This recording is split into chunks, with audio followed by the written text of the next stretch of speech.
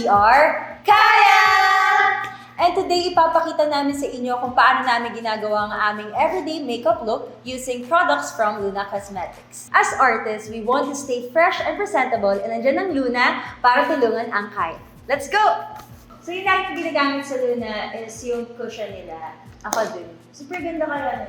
Tsaka pag bumili kayo na ito, may kasama na siyang refill. Ano yun? Kita niyo ba?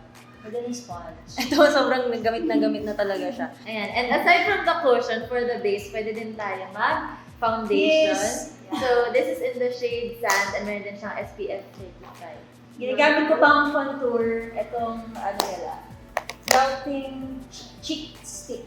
Ayan. So, ang ganda ng shade nito kasi light lang siya. Paano ka naglalagay ng kasi? Ayan. Ganyan siya maglagay ng concealer. Pero ako ginagamit ko na rin to para sa concealer. Alam niyo kasi yung pag-makeup natin na pag everyday, ikaw lang may gamay sa mukha mo eh. Alam mo kung ano yung gusto mong i-enhance or mas ipakita. Mas maganda talaga pag marunong ka rin mag-makeup sa sarili. Hindi ako naglalagay ng blush dito. Ay, talaga ba? Kasi mas nakakabilot na ako. Ay, talaga ba? Kaya pala. So, I'm gonna use Luna Fixer Powder Pack. Actually, favorite ko yan. Crowd's favorite po. Favorite ko yan. Kasi syempre, oily talaga yung skin ko. So, kailangan match siya lagi para hindi maano sa camera. Pero ang everyday makeup look kasi, since yung buhay namin, dapat mabilisan talaga lahat yung ginagawa. Yung pag-makeup namin, meron kami pag-makeup na 5 minutes lang, merong 10 minutes, may glam, like 1 hour. Ginagamit din namin yung Luna Cosmetics. Pwede siya pang everyday, pwede siya pang glam. Ito talaga yung pinaka-favorite ko. Kahit saan, kahit anong look, nagagamit ko talaga siya sa pag-set, sa mga pang-retouch, talaga. Number 1. Ako naman, medyo nahirapan ako, pero etong foundation nila and concealer, totoo. Ito talaga yung hindi ko pwedeng hindi gamitin. Ako, favorite ko ito ang cushion nila kasi perfect siya sa skin tone ko. And lalo na pag, kunyari may biglang rehearsal, madali lang siyang ilagay sa face. Ilalagay mo na lang ng blush. Siguro ang favorite ko ito, yung blush and yung contour stick nila. Ang favorite ko talaga is etong mga Mali. mga lip products. Kasi kahit matte siya, hindi siya yung naka-dry. Kasi syempre, pag nag-perform tayo, kailangan moisturize ang ating lips. Kasi mahirap kumanta pag dry. Ang sakit sa lips. So, ito talaga yung favorite ko. And yung favorite shade ko is yung number 4. Number 3. Yung suot nila kanina. Ikaw, Alexa. Ano naman sa'yo? Siyempre, press time. Hindi kasi sa akin, kaya naman gusto ko yung mga lip products nila. Kasi nagagamit ko siya hindi lang sa lips. All around siya. As eyeshadow, tapos blush. Actually, ito lang ginamit ko sa all. Actually, for me kasi yung lips talaga yung importante. Na kahit ang simple lang ng eye makeup mo, pag maganda yung lip product na gamit mo. Yes, Tapos ang lahat. And also, we would like to thank Luna Cosmetics for sending these products that help us to be beautiful and fresh. Ayan. Thank you, Luna! Thank you po!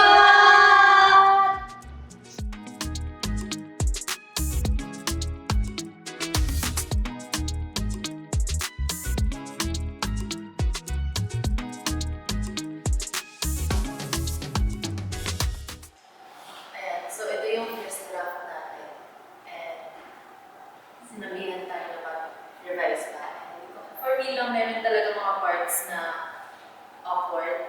Na parang kahit trying siya, parang ang weird niya pakinggan sa tenga. So yung parang pilit or word siguro pa yun. Patulan din tayo sa part ng mga hindi natin talaga gagawin like yung mga rap parts para mas may impact and mas malalim yung mga words pa.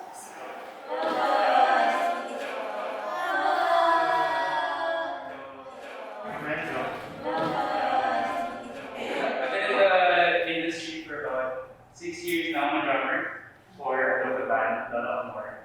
And I just started with them making lyrics and hopefully I get a fit. Yay! We're gonna have you fix the lyrics. Let you guys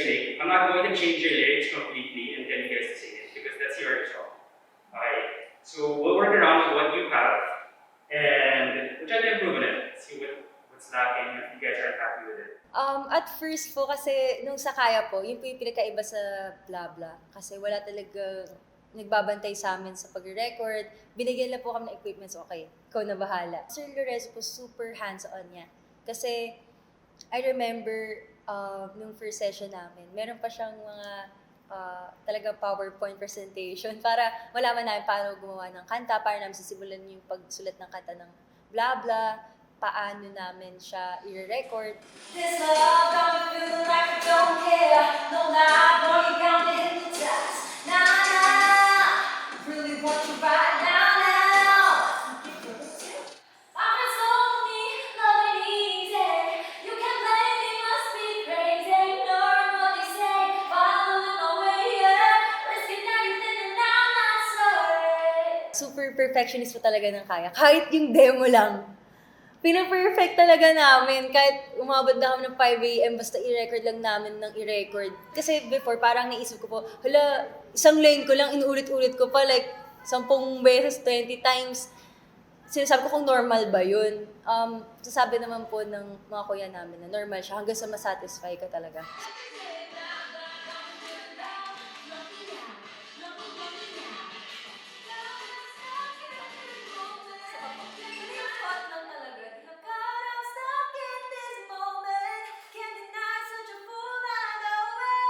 They say blah blah got me feeling down. I think the idea of the first part of the chorus is you don't want to listen to them, diba? I was thinking you should be more into your feelings. Like what they're saying is. So you said got me feeling down, but I feel like you could say something better na that you're strong with your choice. Like you really want that guy.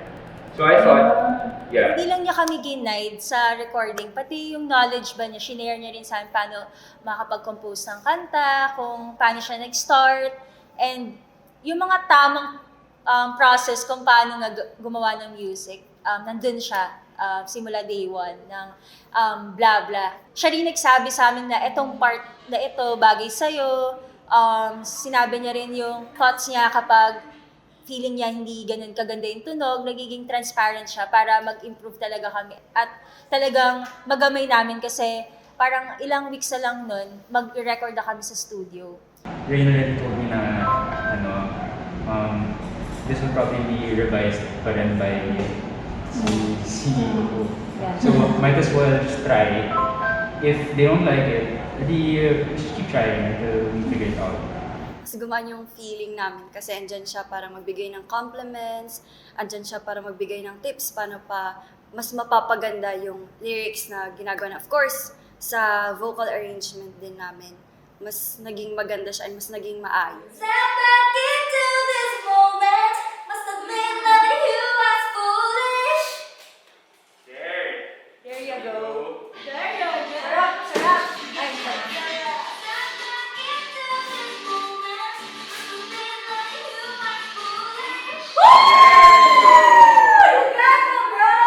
You got it, you got it. Got it, girl. Got it, girl. What you say, blah, blah, I can hear you now. What you say, blah, blah.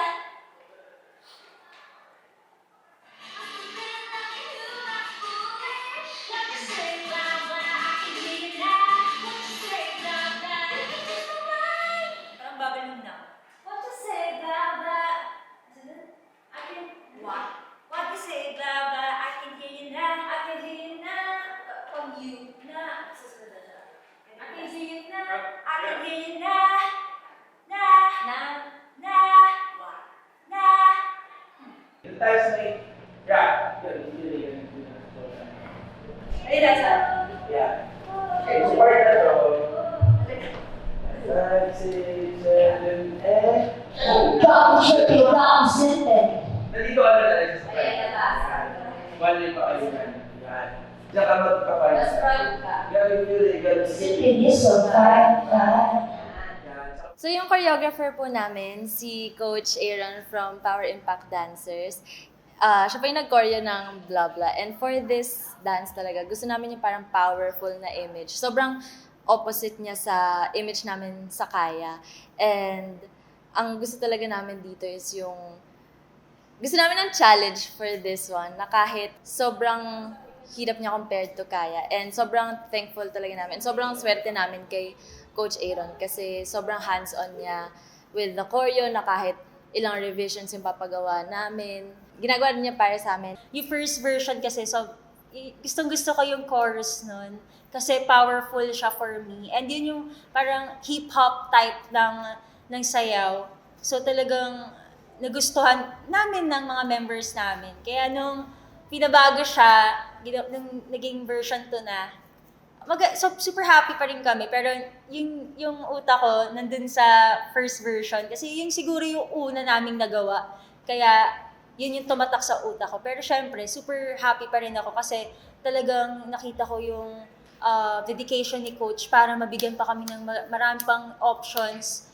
Dahil yun nga po, maraming pinabago rin po yung management sa sayaw. Working with Kaya is really a pleasure for me personally kasi parang this is one of the first time na I got to work with very talented group of people, group of girls actually. Nakita ko yung parang the moment na tinuruan ko sila, alam ko agad na sila yung well-trained and talagang sobrang masisipag from dancing to singing and even performing. Sobrang, I think they're one of a kind, especially dito sa country. Parang I think they're one of the P-pop groups that people need to watch out for kasi iba yung talent ng mga batang to.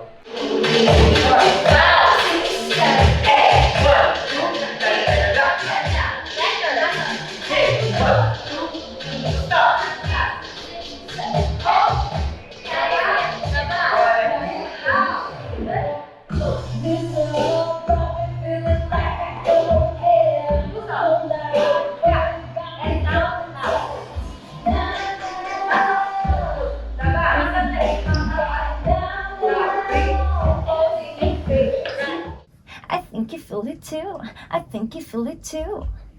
Feel. I think you feel it too. Feel. Feel it. I think you feel it too. I think you feel. Feel.